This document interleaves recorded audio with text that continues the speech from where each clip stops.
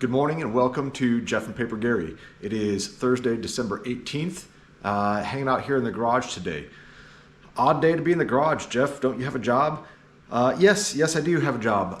It is Thursday before the holiday break for us, so I took a little extra vacation time, not only to get some time in the garage to work on my airplane kit here, but today wings arrive. So got a call from the freight company a couple days ago.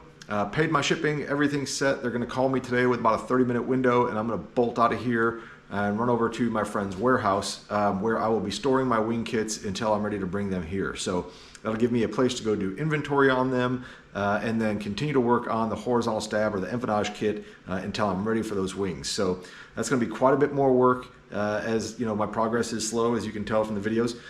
But I'm going to get there, and then once the empennage is out of the way, we'll figure out what kind of rig I can build here in the garage to build my wings on. So it's going to be pretty tight. I've done some rough measurements, and I think I can fit it with a little bit of finagling of equipment and workbenches. So we'll just see how that works out. So today, going to continue with the skeleton for the horizontal stab. Last time, if you remember, we primed the parts that arrived for the doubler on the rear spar reinforcement for those service bulletins where the elevator hinge point attachments were cracking. So got those parts prepped, primed, they're ready for install. The rest of the skeleton is going to get riveted together, and then do a little bit more work, hopefully get skins on these things sometime soon. But you know how the day goes. Whatever you have planned at the beginning of the day is not how things are going to transpire. So I'm sure there's going to be interruptions. We'll just make the best of it. So hang out, let's see what we learn. So, friends, there's nothing really remarkable about this video other than the parts that I received from Vans. So I was really impressed by the quality and the fit of these pieces, and they came pre-drilled, which I was kind of surprised. So right now you're looking at the aft spar for the horizontal stab, and you can see there's a bit of a channel there, and this these parts that address the service bulletin come with new hinge brackets, an insert. I guess maybe we'll call it a doubler on each side. So there's a U-shaped or channel-shaped insert that goes in on what you're looking at here, which is the aft side of the spar, and then there is a pretty simple doubler plate that goes on the front side of it, which is just a square piece with 8 holes in it. But it comes pre-punched, which I was kind of surprised. I really thought you would put this thing in there and then have to go match drill it all and do all that.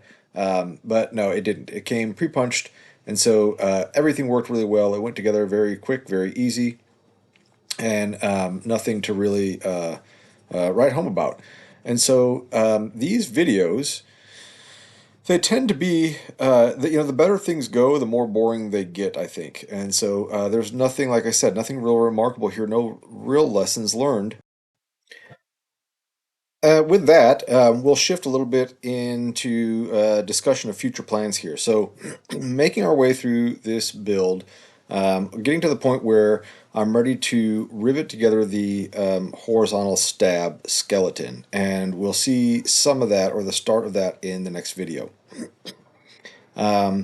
Couple things that I want to go through here, right? So parts tags, they're really cheap. Buy yourself a bag of parts tags and use them religiously. I put a little note on that one. Those bolts that I installed in there have to be torqued down to a specific value, and at the time of this recording I did not have a torque wrench that would go down to the low enough setting. I think all of my torque wrenches are in foot-pounds, and this requires a inch-pound type setting, and so had to tag those so that I can be sure to torque those down at a later time.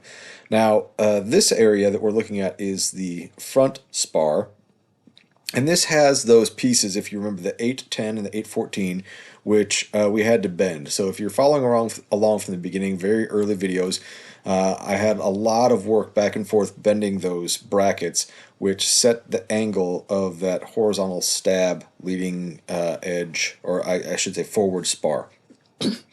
Now, if I had to do it over again, I would not have used the vise and a mallet method as prescribed in the instructions. I would have found a place and found a friend or a machine shop or somewhere to go to a break and very precisely bend those. Now, it's not because I'm getting all bent out of shape about the 6.5 degrees or whatever they have to be bent. I think it was 6.5 degrees. I'm more concerned with the actual bend. So when you use a brake, you have a very defined line and a very defined point at where that bend is. And when you don't, when you stick this thing in a vise with some blocks of wood and you whack on it with rubber mallets, it tends to curve a little bit. And so there's an area there that's critical because that sets the angle for these two spars that get riveted to it, but it also is in an area right close to that bend is where the HS 00005 rib gets riveted.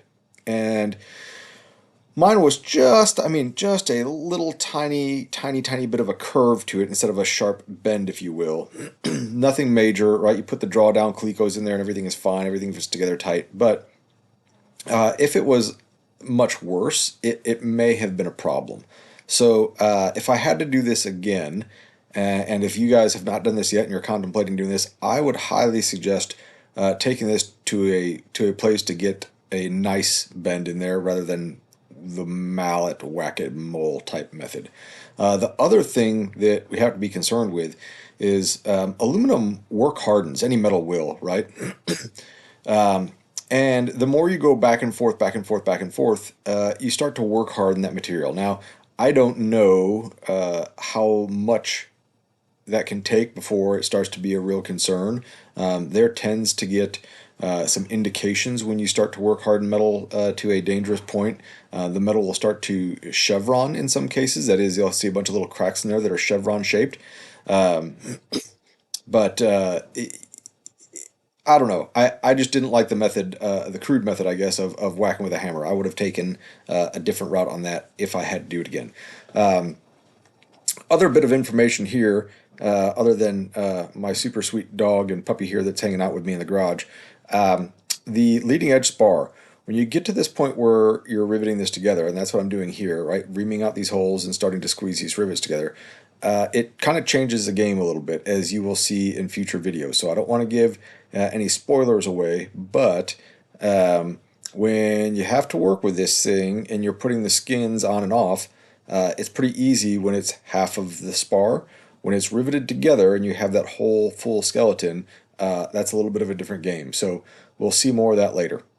Other than that, again, not a whole lot on this video. It's a short one. I know I'm behind. Getting behind on video creation is like getting behind on your homework in 5th grade.